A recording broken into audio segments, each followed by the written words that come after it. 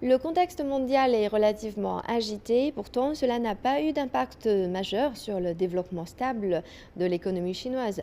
D'après vous, quels sont les principaux facteurs qui expliquent cette stabilité de l'économie chinoise? Mais enfin, moi, je pense que c'est chacun a son avis, et chaque économiste aussi, hein. Alors, pour moi, je suppose surtout qu'il y a trois facteurs majeurs, hein. Une innovation technologique, hein, un marché homogène domestique et un large marché international.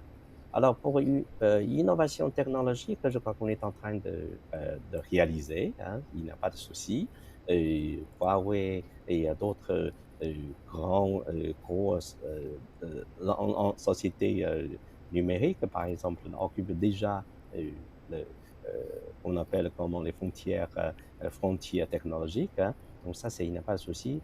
Euh, c'est surtout maintenant, c'est le deuxième point, enfin facteur, le marché homogène domestique, parce que la Chine, si on euh, compare la Chine avec la France,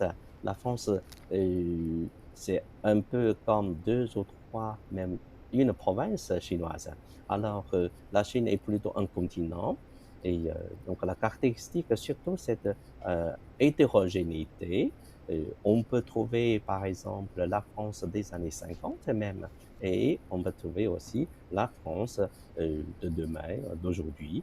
Donc, c'est très, très hétérogène comme marché euh, interne chinois.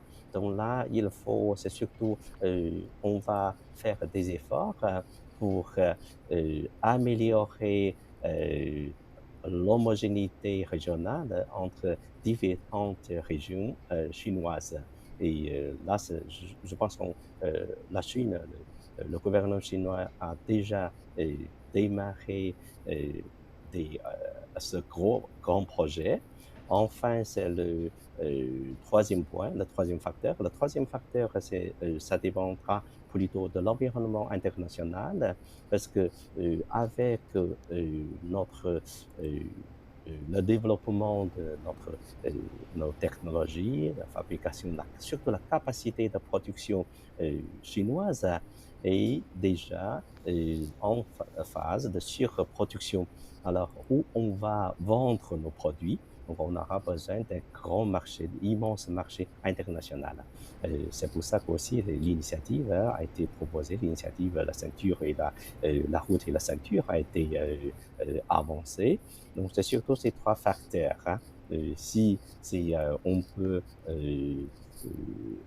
on peut satisfaire les conditions, par exemple pour développer la haute technologie, pour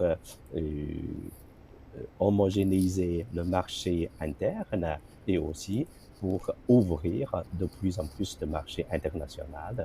Alors, l'économie chinoise pourra se stabiliser, évidemment.